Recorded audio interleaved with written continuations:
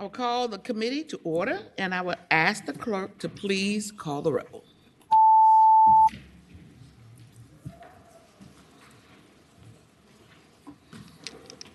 You have a quorum, Madam Chair. Thank you so much. We have a few bills this morning, so let us just get started. I will remind everyone that public comment will be taken in the committee of origin for several of the bills, and the patrons of the program of public will have the opportunity to discuss the bills during these meetings. The same is true of the bills heard earlier this morning in the Public Safety Subcommittee. We will be hearing public comments on bills where we are the committee of origin, and they have not been heard in this committee. So before we get started, let me first of all make two announcements, and one that is that Senate Bill 312 will pass by for the day, and and Senate Bill 525, at the request of the patron, will be stricken.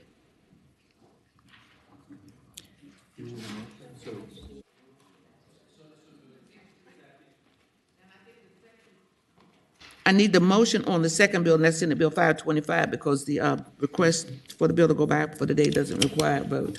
So I need a vote on Senate Bill 5, motion on 525. So moved. Oh, okay, it has been moved and probably second that Senate Bill 525, stillborn support, at the request of the patron, be stricken from the agenda. All in favor of that motion, please designate it by aye or nay. Ayes 13, no 0. Ayes 13, no 0, the bill is stricken. Okay, so we're going to start with Senator Head is here, so we'll hear from you. Thank you, Madam Chair. Members of the committee, I've got Senate Bill 156.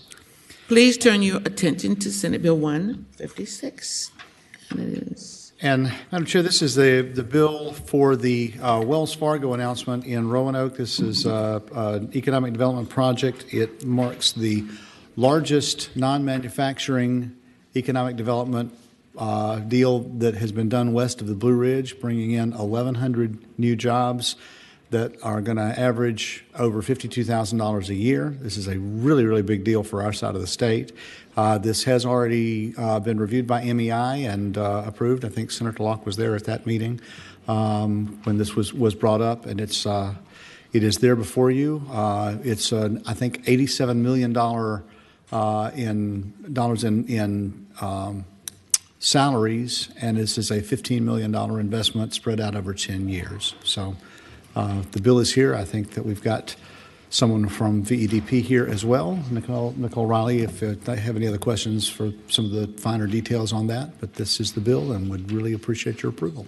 Well, thank you. I'd like to first ask if there are any questions by members of the committee. Seeing none at this moment, you have someone like to speak in favor of the bill? I do.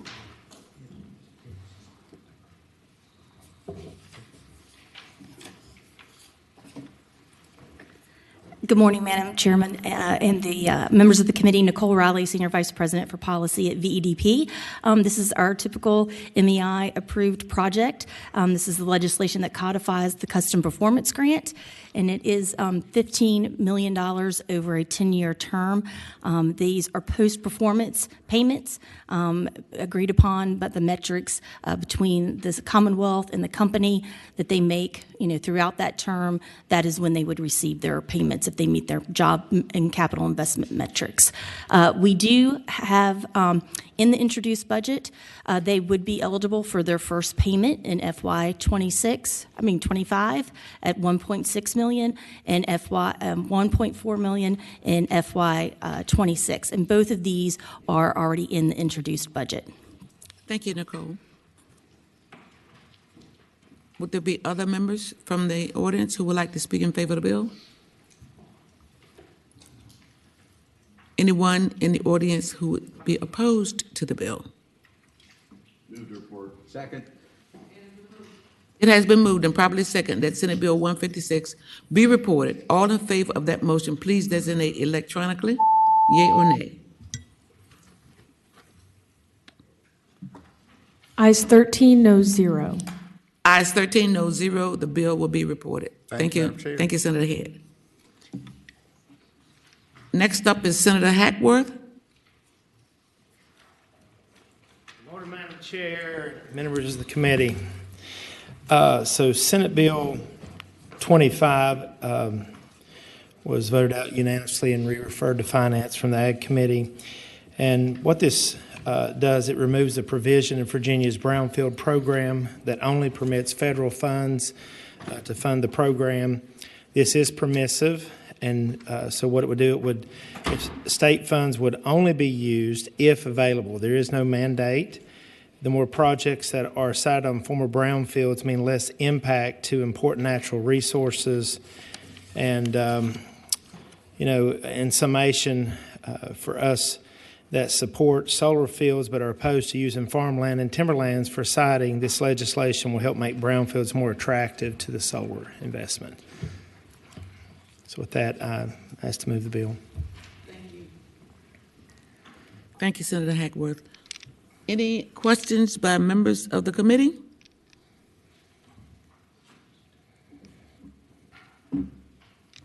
Seeing none, Madam Chair, I move to report the bill. it has been moved and properly seconded that the bill be reported. All in favor of that motion, please designate electronically.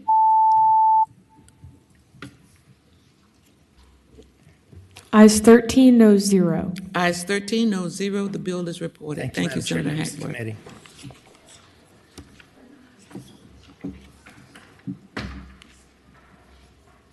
Okay, I'm following the sign-up list here.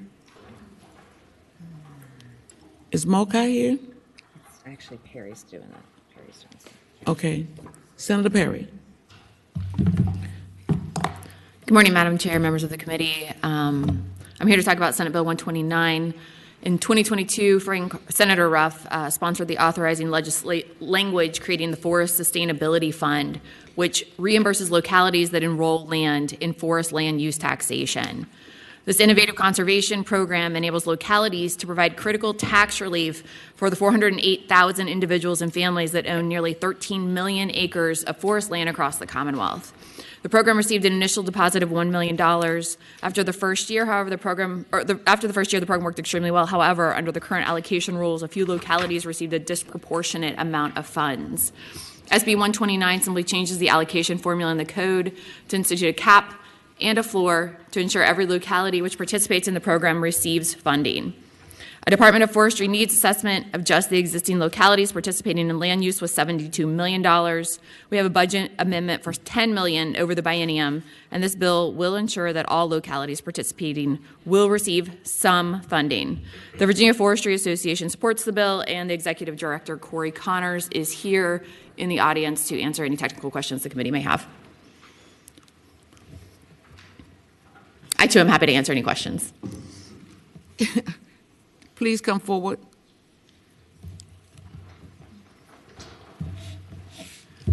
Madam Chair, members of the committee, Corey Connors of the Virginia Forestry Association. We do support the bill. These are important technical amendments. We obviously would appreciate any authorization that the committee would so see to put towards it. But yes, as I think the delegate explained it perfectly. So, I'm a senator. Senator, Thank you. I got that yesterday. Sorry. What did he call me?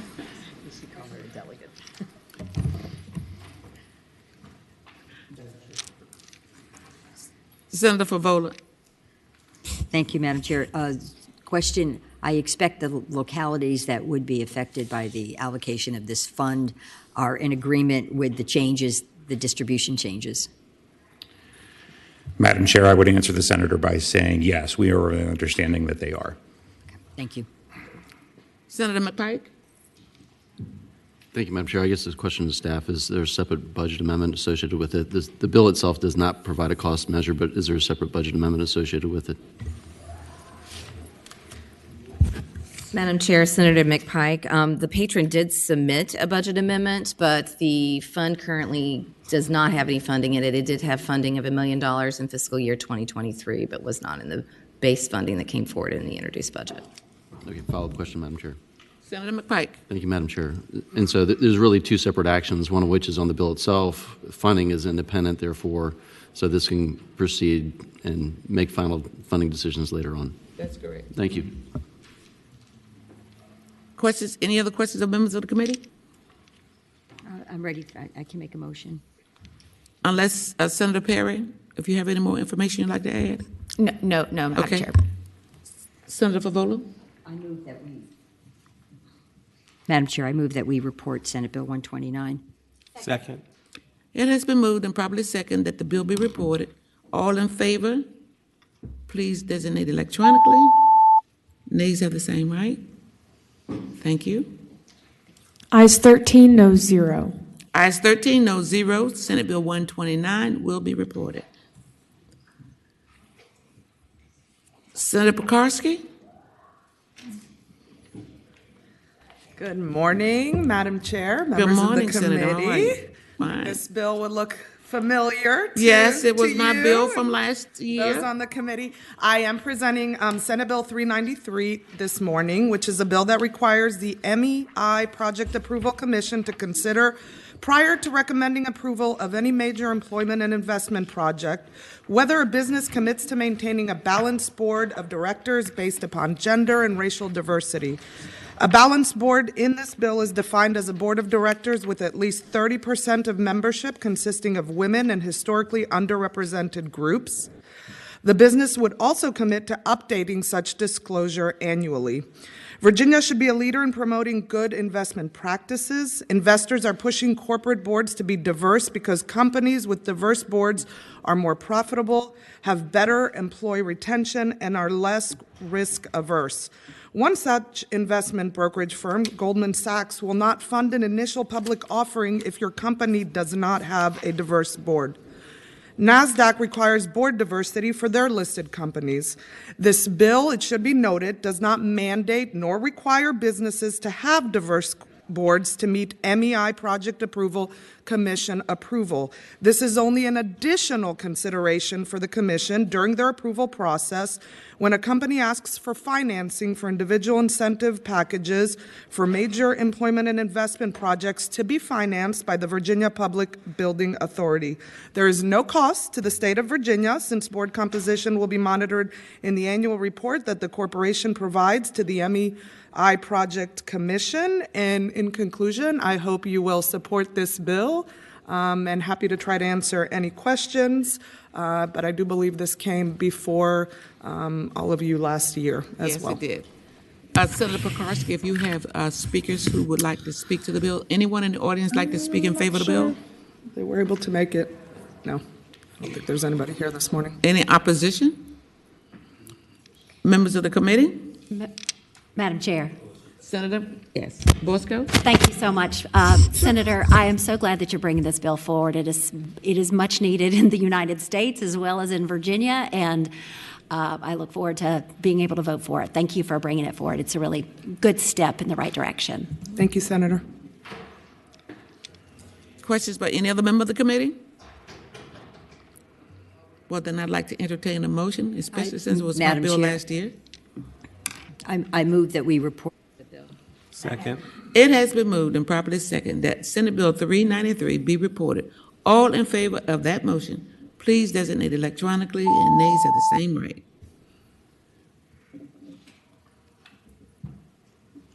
Ayes 9, noes 5. Ayes 9, noes 5. The bill will be reported. Thank you, Madam Chair, Senator members. Have a good Pekarsky. day. Thank you. Now I have Senator Sturtevant in queue. Here he comes. Thank you, Madam Chair. Good morning, members of the committee. This is Senate Bill 295, and it has a line amendment to address some of the concerns that were raised with me. Could we have counsel present the line amendment? I got it from DLS.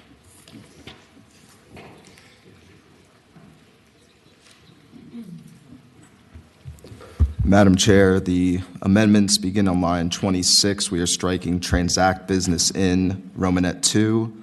We're striking a comma and then striking Romanet 3 and inserting Romanet 2. Those were technical. I'd ask the amendment be adopted. Yeah, okay. Motion? It's been moved and second that the amendments be agreed to. All in favor, please say aye. Thank you. Senator Sturtevant? Thank you, Madam Chair. Last year, this body passed legislation to prevent foreign adversaries from buying agricultural land in Virginia. It's excellent policy, protects our Commonwealth. What this bill does is a couple of things in addition to that. So the current law on the books defines a foreign adversary as a country that has been identified by the federal government as having conduct that's significantly adverse to the national security of the United States. What's not included in that definition, and what this bill seeks to add, is just simply state sponsors of terrorism to the definition of foreign adversary, so that we are covering state sponsors of terrorism in addition to those who have been identified by the federal government as having significantly adverse conduct to the national security of the United States. So that's the first thing that it does. The second thing that it does, the bill as originally drafted had prohibited these foreign adversaries, state sponsors of terrorism, from transacting business in Virginia. I still think that's the right policy, but I heard from folks with concerns that that might impact the ability of some countries where the government owns the shipping container ships, might impact their ability to import goods to the United States. Again, I think we import too much from elsewhere, but the reality being what it is, I had that stricken from this bill, the transact business, to address that concern. And then I also had heard concerns about the ability of some folks to get loans repaid by entities or governments that may fall under this foreign adversary definition. And so, again, to try to address that problem, we took the transact business piece out. And so what that leaves, and what it would prohibit, is these foreign adversaries from forming a business entity in Virginia or becoming a business entity in Virginia. So it's narrowed down a bit there, but to address that issue, so it goes beyond just the purchase and ownership of agricultural land, but also preventing the shell companies of Putin and Kim Jong-un and Syrian government from forming business entities in Virginia. And so that's the second piece of this bill.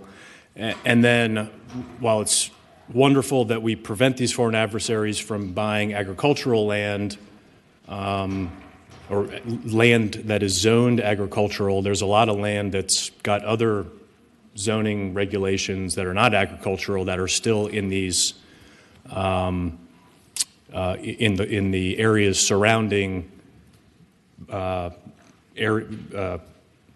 government installations, federal contractors. And so again, what this bill does is it says these foreign adversaries, in addition to not being able to buy the ag land, also can't own land, period.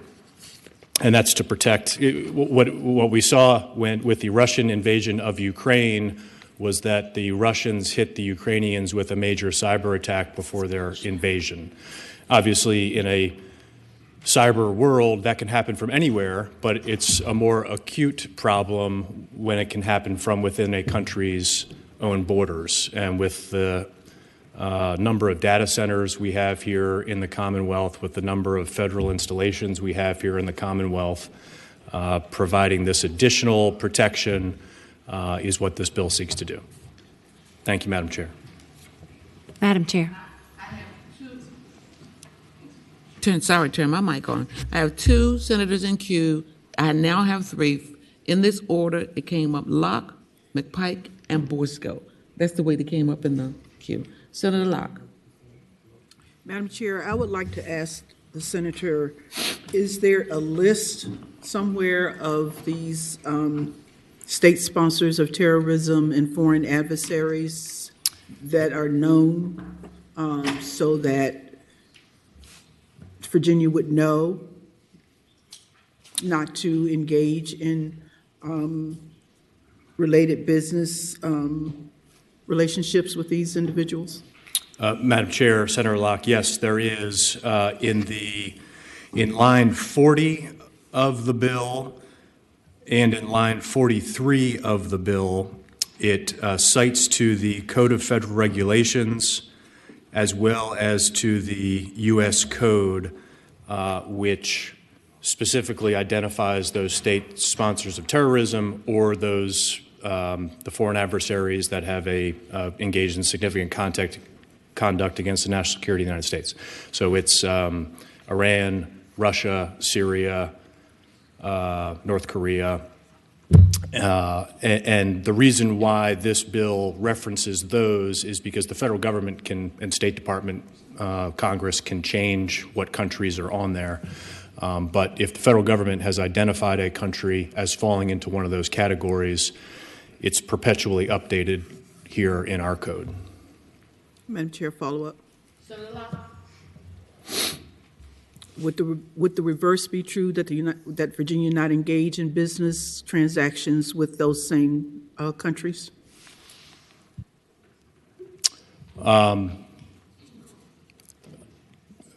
Madam Chair, could you clarify your question? I'm not sure I understand, Senator Locke. Would Virginia also not engage in any kind of trade relationship or business engagement with those same countries? Madam Chair, Senator Locke, under this bill, yes. And again, this bill is not addressing trade relationships because we took out the transact business language.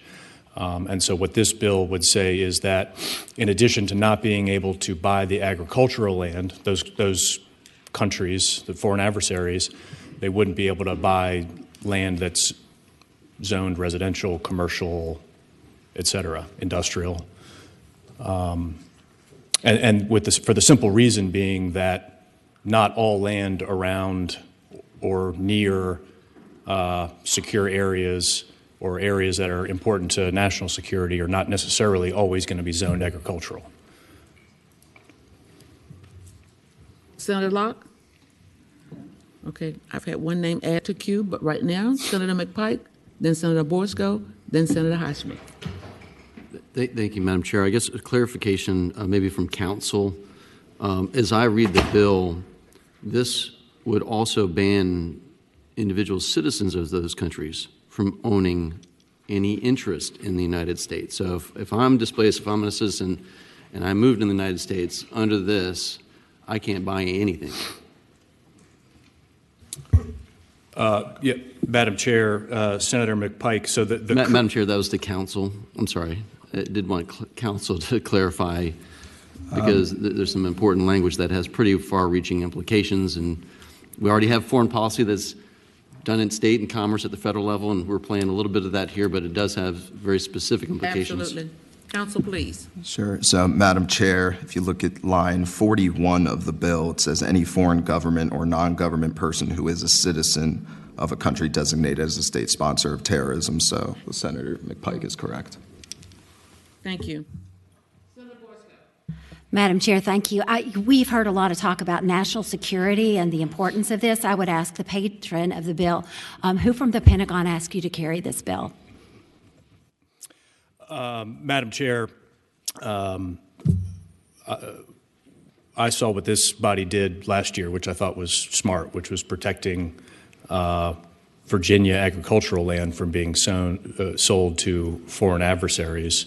I saw what seems to me to be perhaps an oversight and a way to firm this up, where we also don't want those foreign adversaries that are also on the list of state sponsors of terrorism, or even citizens who are affiliated with those state sponsors of terrorism, to be able to purchase land in the Commonwealth of Virginia, whether it's agricultural or not. Madam Chair, just follow-up question. You didn't answer the question. Madam Chair, I would like to know who from the Pentagon asked you to take this action on behalf of national security? Madam Chair, this is a bill on behalf of the Commonwealth of Virginia, and we have every right to represent the interests of our constituents and the Commonwealth as a whole. Not quite sure what the reference to the Pentagon has any relevance to the General Assembly. Madam Chair, just finally, I would just say that, we have a federal government who protects us and who makes decisions around international policy. This is not, I believe, that the patron has just explained to us that he just got the idea himself, and I think that I have a motion at a proper time. Senator Boysko, we have two more members who would like to speak. Senator Hashmi, then Senator Marsden. Thank you, Madam Chair. Excuse me. I think my question kind of picks up on Senator McPike's. If the patron would just clarify, when we're talking about citizens of foreign adversaries, does this also implicate individuals who might hold dual citizenship between two countries, be citizen of the United States and in a country designated as a foreign adversary? Madam Chair, Senator Hashmi, so the definition of foreign adversary would pick up any foreign government or non-government person who is a citizen of a country designated as a state sponsor of terrorism by the United States Secretary of State in his annual report as required by 22 U.S.C. If the United States allows dual citizenship for folks to be American citizens while dual citizens of a state sponsor of terrorism, then yes, the answer to your question would be yes, they would be precluded, but I don't know that that is the case, that dual citizenship is allowed. Madam Chair, just a quick follow-up. Yes, Senator Hashmi.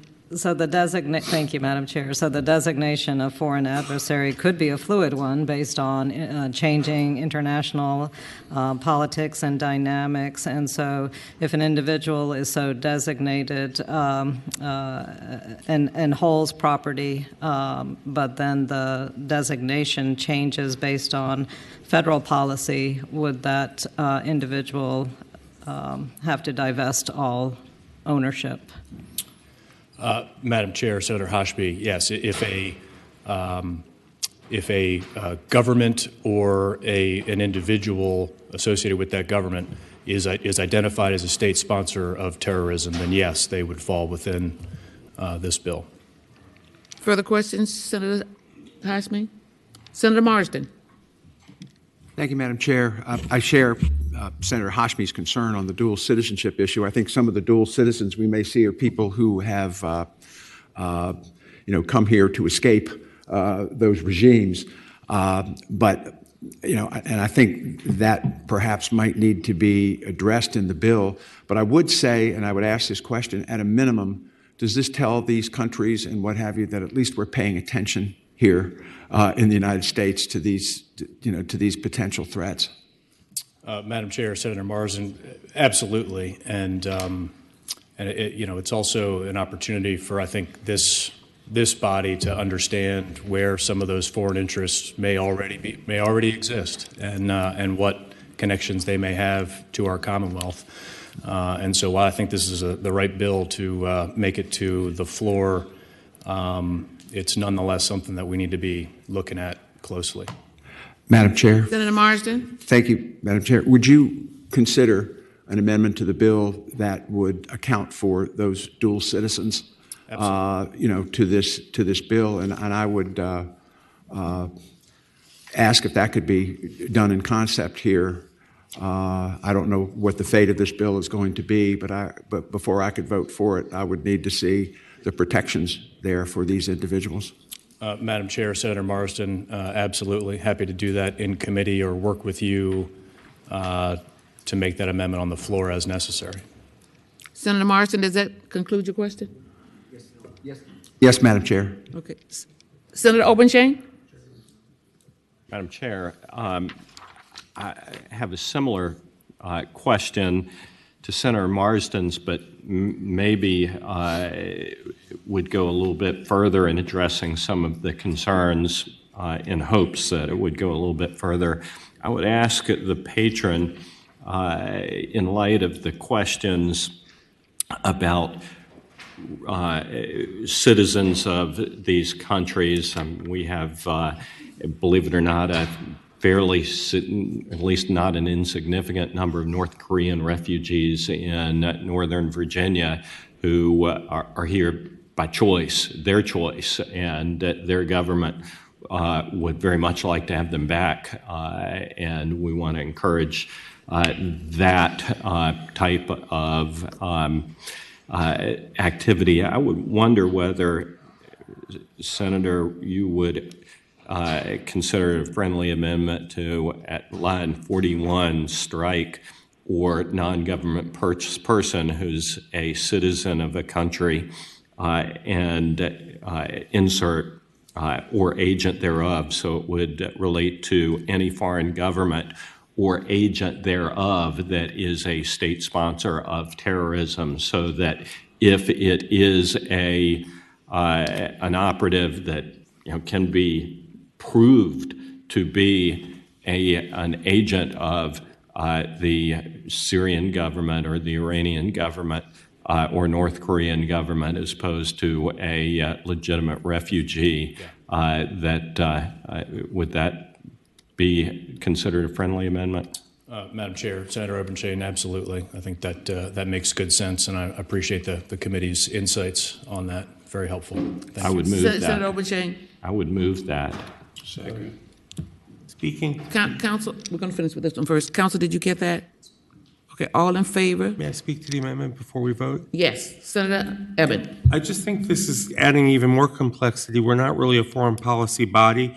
And when it's a state, I believe the wording was state sponsor, does that mean if someone's a registered lobbyist for the government of Qatar or something that is alleged to have financed the October 7th attacks by Hamas on Israel, who decides who these state agents are? Are we going to have, at the state level, get involved in all that?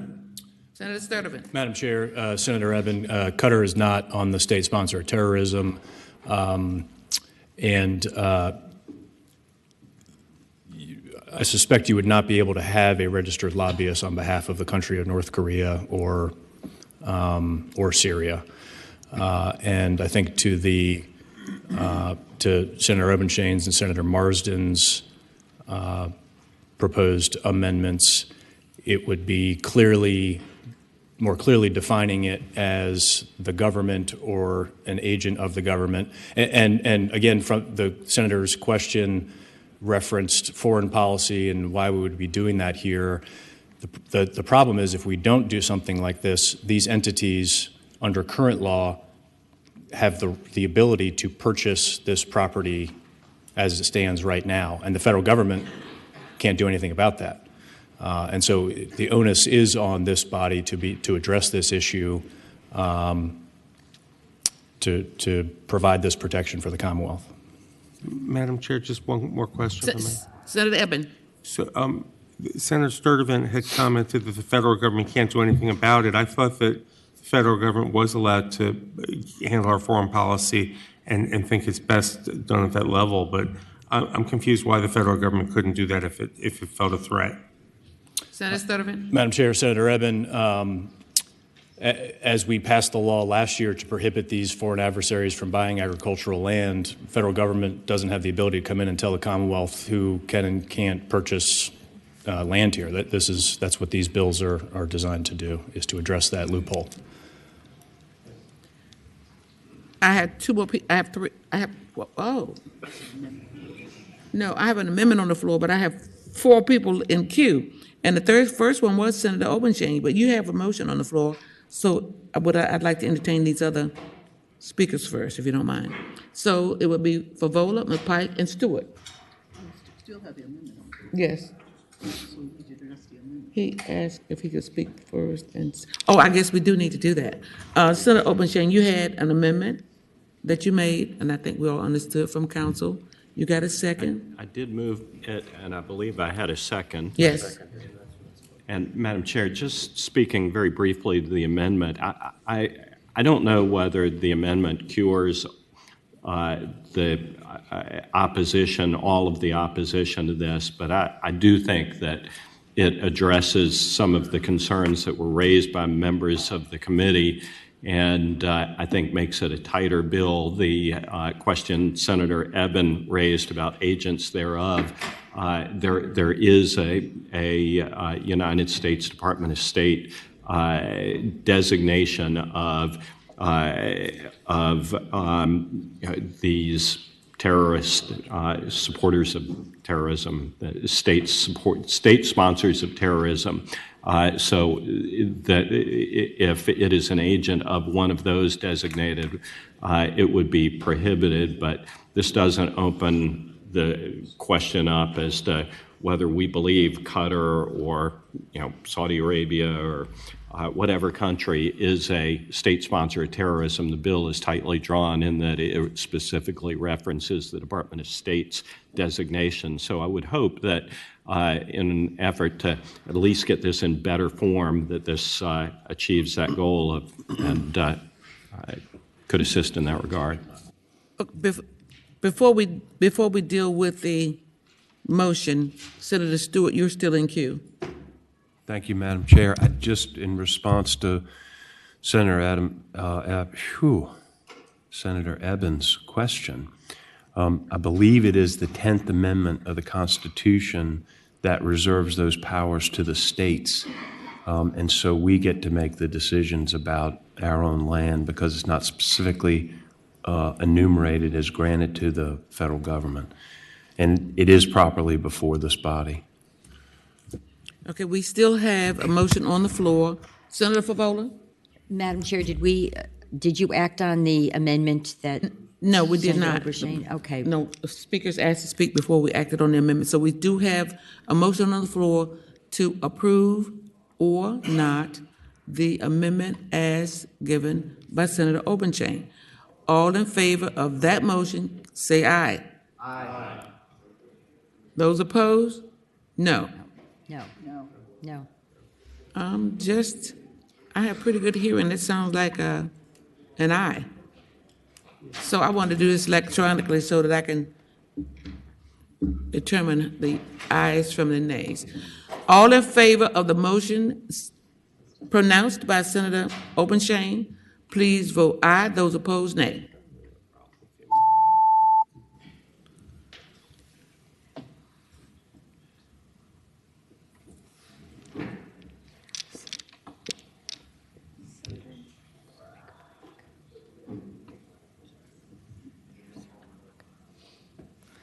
Ayes 6, no 7.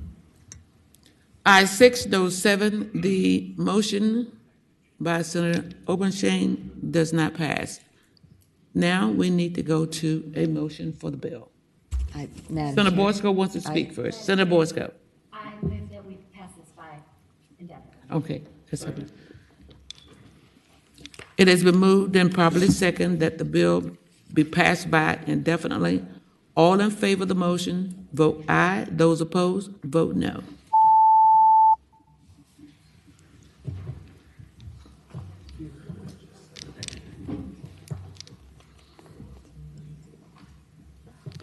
Ayes 9, noes 5.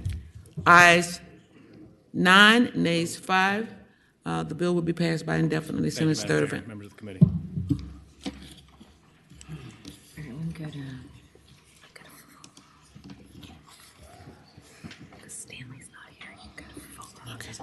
Senator I was just going to say Senator Stanley's not here, so we will move to the other. Senator Stanley, you're up. Your timing is impeccable. Thank you. Madam Chair, it's nice to see you. Senator Stanley, the first bill we have here for you is Senate Bill 5. Yes, Madam Chair, thank you, members of the committee. Senate Bill 5 is a bill that we've seen before, and actually it is already provided for and has been in the budget. Years ago, I did a one-off scholarship program that would allow children who, because of their zip code, cannot afford to create robotics programs. So I created a scholarship to allow those teams to form up in the underserved and underprivileged areas throughout the Commonwealth of Virginia, our rural areas, our inner cities. And what this does is create that repeating fund that would allow those scholarships to be given to those children to build the robots and help with their travel expenses, because robotics is very important, but it can be very expensive. And sometimes it leaves it out of the hands of those who should have that kind of experience. And I learned, and I've said this before, and Madam Chair, you probably have heard this, I always wanted to be a pro baseball player. I played, as you can see, I was vertically challenged. Couldn't hit the curve either. So I never had a chance of going pro, even though I played sports. Madam Chair, members of the committee, every single young man and woman who participates in robotics can go pro. They can become a professional in the STEM fields, and this is a great way to do it. And again, I'll remind Madam Chair, and I think, that number has always been in the budget. It's already in the budget now. It's been left in the budget since the one-time scholarship fund, and so it's funded and paid for. I'd love to see more money so that we can make sure that we have more kids that get this opportunity that should not be reserved for those that live in the more affluent areas of Virginia, but should be available to them all. And that's the bill, Madam Chair. Thank you, Senator Stanley. We have in queue Senator Eben. Yeah, I just wanted to note, Madam Chair, this passed unanimously through the Senate last year. So at the appropriate time, I've got a motion. Well, there is no public comment on this, so I entertain questions from the committee, and then a motion. I would move to report. Second. It has been moved and properly seconded that Senate Bill 5 be reported. All in favor of that motion, please designate electronically.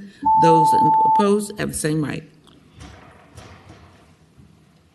Ayes 14, no 0. Ayes 14, no 0. The bill is reported. Senator Stanley, your next bill is Senate Bill 27.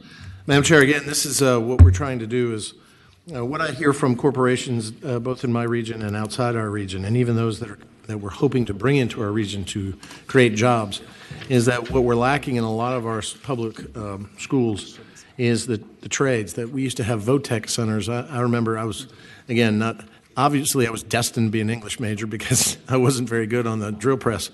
But I remember a friend of mine, when we went off to college, he said, I'm going to be an electrician. And we thought, we heard strange. And by the time we got back from college and the economy wasn't good, and now we couldn't get a job and we're going into grad school, he had his own business. And pretty soon, when he invited us, while we were come back one year, he invited us to his house, and his house was in Herndon, 12,000 square feet, and a beautiful pool. And we all looked at each other, and I remember my friend, I said, why did we go to college? And they said, well, we had fun. And that was about it. But what this is to create a fund. I've not asked for any money, because what I'm seeing from these corporations that we talk to is that they'd be more than willing to put in because to a fund that would incentivize and allow for the building of the trades and VOTEC centers back in our public schools, so that we can train those men and women who want to enter the trades and are so very much needed in our area, to give them the skills that they have if they're not college ready, or maybe they don't want to go to college. I'm talking to people that are arc welders. They're making $75,000, $80,000 out of school. Electricians, electrician apprentice. So for a young man or woman at or below the poverty level who could then get a skill in a trade, you're talking about, and you've heard that again, Madam Chair, from me before, they could break the cycle of poverty. And as I know, because my dad was in abject poverty, education broke the cycle of poverty for him, and he knew that it would break it for me and my sister as well. So what this does is create a fund that restores high school programs to teach students skilled trades at a level earning industry-recognized certifications or credentials. And I would love for this state to seed the fund, but what I'm really seeing is a willingness for all of these corporations to put money in the fund. And you'll notice under paragraph C, sub 2 and 3, what we're trying to do is focus these trades incentivization programs in, again, the socioeconomically distressed areas, our rural areas in our inner cities, and to revitalize and invigorate them. And I'll close by saying, I just talked to somebody this morning who said that we have a 21% trade drain. That is skilled trade labor drain. That is, we have jobs we can't fill even in Southside and Southwest Virginia. And that, to me, when we're fighting for every job we possibly can get, and yet those jobs are there, makes, in my mind, this even more important. So that's the bill, Madam Chair, and I thank you. Senator Favola. Thank you, Madam Chair. I have a question for staff. As I recall, maybe it was the last biennium budget, possibly before that, our dual degree program was slightly amended to add trades and that was an important amendment because the dual degree program actually allows school systems to access money to train teachers to actually provide that coursework. So my point is there is a robust, I don't know how robustly it's funded, but it is across the Commonwealth, and a lot of school systems are participating in the dual degree program, so we do have an infrastructure in place already. Yours would be on top of that and perhaps allow school systems to buy equipment or arrange enhancements for that, for a trades program.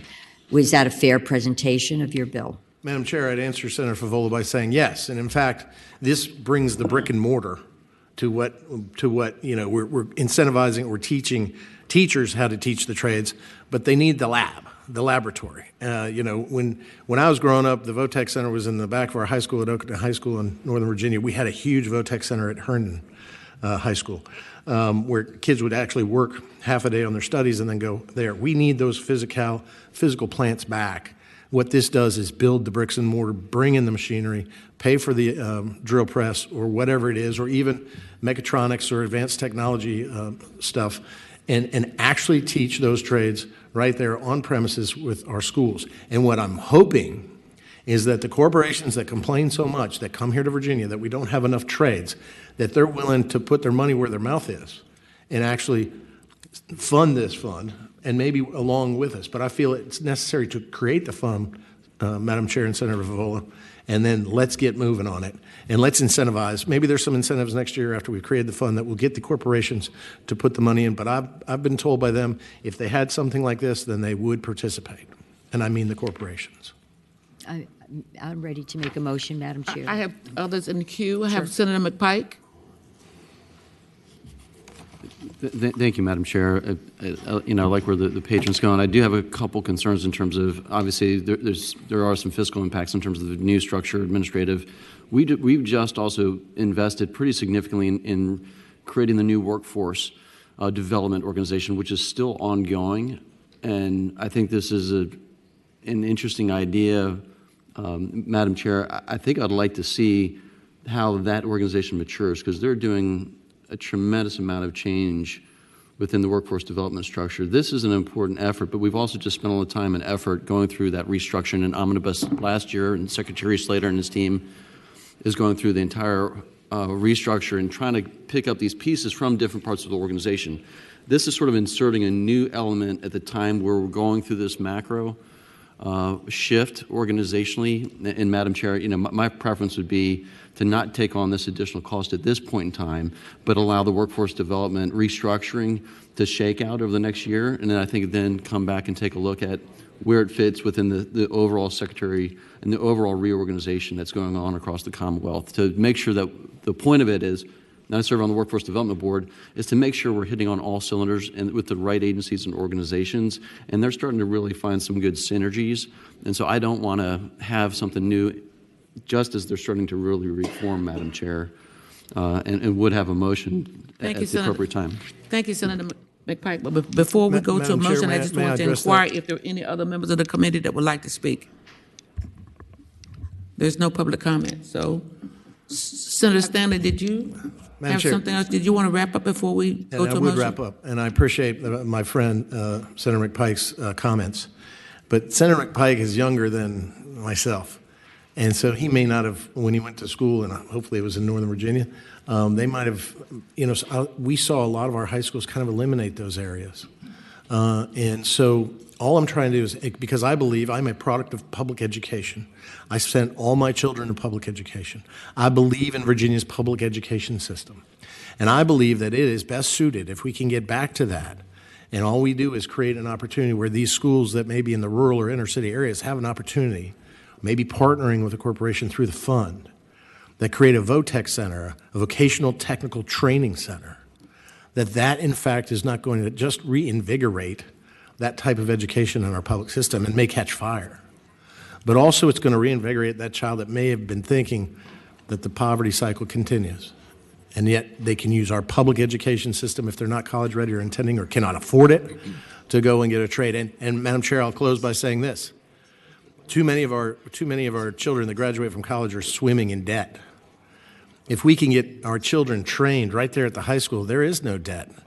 And they're in the trades that are right now in such demand, they're paying numbers that had I known that I could make that kind of money in a trade, I would not have gone to law school and hidden out for 3 years. Thank you, Madam Chair. Probably would be a horrible welder, but nevertheless. I was going to call on Senator Favola for a motion, but Senator Obenshain's in queue.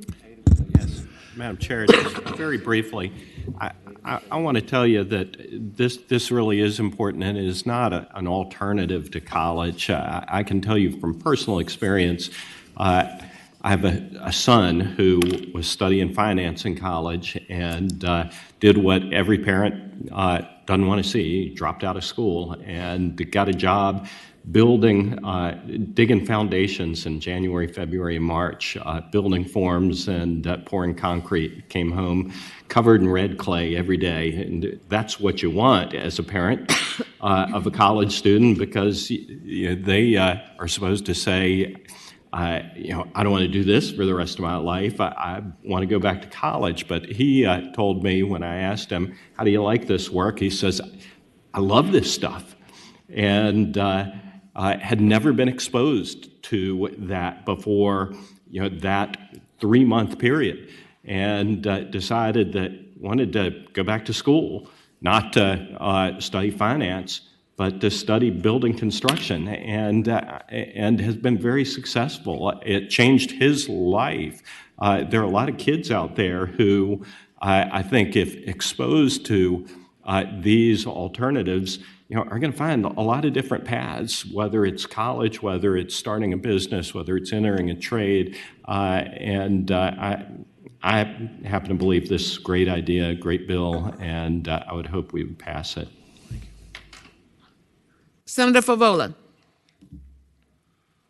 Thank you, Madam Chair. Based on the conversation we had and the identified need to increase the pipeline in all of our trades, even in Northern Virginia, it's a challenge to hire a plumber or electrician or other trades folks because there's not a pipeline there. So, and I understand this is just a $40,000 commitment or for the staff person, but then the funding would have to be on top of that. So my question is this the kind of fund where we could get private dollars along with public dollars to fund this? Madam Chair, I'd answer the gentlelady by saying yes, it's in the first paragraph, actually. It includes those that may be appropriated, but also donations, grants, bequests, and other funds received on its behalf. So that's really the intention. What I want to do is light a fire underneath the corporations and the businesses that say we need this and get them to participate. So, Madam Chair, a motion to report this is reporting for that $40,000 and that one staff person. It is not committing us to funding the fund. Calling on staff. Madam Chair, Senator Favola, I think there is the 40,000 DOE previously reported impact on staffing, which, again, if you didn't put money in the fund, I don't think you would fund, but there is a local impact and potentially other impact on the longitudinal tracking of students, and we're happy to further evaluate that if the committee would like us to. So could the committee further evaluate that? Thank you, Madam Chair. I'd think maybe there's a little bit more work to take a look at this with the patron and have time for Senate Finance staff to take a little deeper look at it. And Madam Chair, therefore, I'd ask that this bill be passed by for the day for that additional look by staff. There's a motion and a second that the bill pass by for the day. All in favor of that motion, please designate electronically your preference. Okay, it's a voice vote. All in favor? Aye. Nays have the same right? Thank you. Senator Stanley, you have one more bill. Yes, Madam Chair, I appreciate greatly you indulging me on these three bills and certainly the members of the committee. And my last bill today, Senate Bill 510, is a simple bill that this bill would enable the Department of the Treasury and other qualified public entities basically to continue Senator to... Stanley, could you pause for a moment while I get counsel to report on the committee sub? Yes, ma'am, Madam Chair. Madam Chair, the committee substitute restructures the code section by moving the qualified public entity definition to the beginning and organizing the provisions into new subsections A and B. It's a technical, but all in favor of that motion, please. I need a motion. Move to make the amendment. It's been moved and probably second that the amendment be agreed to. All in favor, please say aye. Aye. All right. Senator Stanley. Yes, Madam Chair, members of the committee, as I said earlier, this bill enables the Commonwealth's Department of the Treasury and any other qualified public entity to continue to invest in safe asset-backed securities that are unconditionally guaranteed when it comes to the payment of principal and interest by the United States or any agency of the United States, regardless of a rating agency downgrade of the United States federal government. So it gives us a little bit more flexibility in the ability to continue to invest, but only in guaranteed-backed securities. And that's the bill. Any questions by members of the committee? And we can entertain public comment if there's any on this bill. Anyone speaking in favor? Thank you. Good morning. My name is Dave Richardson. I'm the state treasurer. We're very much in favor of this bill. The recent downgrade by Fitch of the United States government has created some ambiguity in the statute. So the types of securities we're talking about comprise about 20% of our portfolio, which is about $8 billion. So we really need this bill to get passed so that we can continue to use our investment strategies to try to maximize the returns for the taxpayers. Thank you.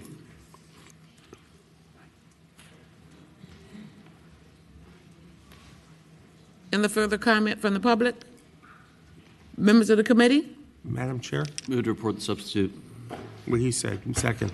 Second. It's been moved and probably second that the substitute be agreed to. All in favor, please say aye. Aye. No, same right. Thank you. Senator Stanley? Madam Chair. If there's nothing further, then we'd like to entertain a motion. Madam Chair, I move that we report the bill as amended. It's been moved and probably second that the bill be reported with a substitute. All in favor of that motion, please designate electronically.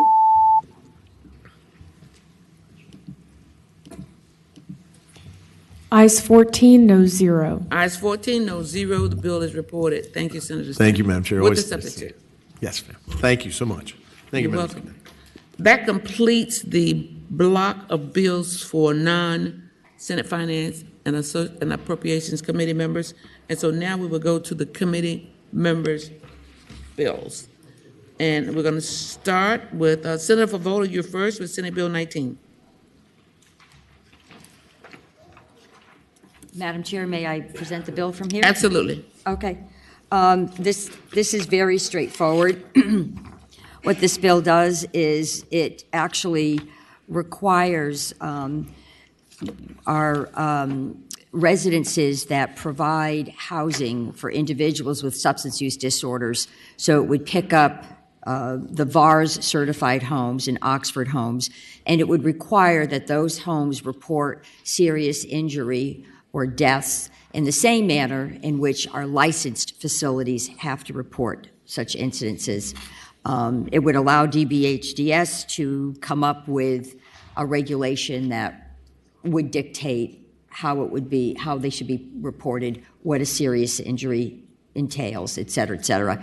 And this bill came to me from constituents. We've had several deaths in these homes that I just described, and the deaths went unreported, and they were, people were found 3 or 4 days later in the home. So this is a quality effort, an effort to ensure that there's a bit more oversight and we know what's going on in these homes. And I guess you can see the budget amendment before you. Thank you. Your bill requires no public comment, so I would turn to the committee for any questions. Senator Obenshain, are your lips moving? Question, Madam Chair. Is this, do nursing homes, skilled nursing facilities, and assisted living facilities have the same requirements? Senator Favola. Thank you. The requirements that are being referred to in this bill would be our licensed group homes. And I think the nursing facilities are under a different set of requirements, and assisted living are yet under a different set. I can refer to the regulation if that would help. I think this is good. My question, Madam Chair, is Senator just Obenshain, yes. I think it'd be a good idea to make it consistent with skilled nursing facilities and assisted living facilities, but I'm all in favor of the concept. So, thank you. Madam Chair, we were trying to compare apples to apples. I think my mic keeps going in and out. I think staff. Mr. Twitty? Madam Chair and Senator Obenshain, I can double check for you, but I'm pretty sure they do. The regulations for those facilities is a lot more extensive, but I'll double check, and if it's different, I'll let you know. Thank you. Senator Favola, you want to wrap it up? Madam Chair, I do think this is needed, and I would hope it is the wish of the committee to report the bill. It's been moved. It has been moved and properly seconded that the bill be reported. All in favor of reporting Senate Bill 19, please designate electronically. Noes have the same right.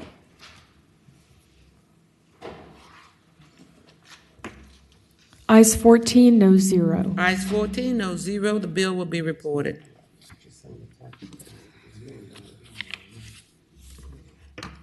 Next in this block is Senator Hashmi with Senate Bill 250.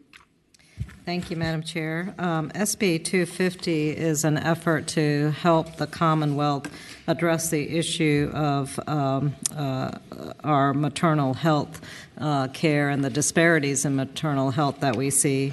This is a bill that would allow for medical assistance to reimburse providers for remote ultrasound procedures and remote fetal non-stress tests.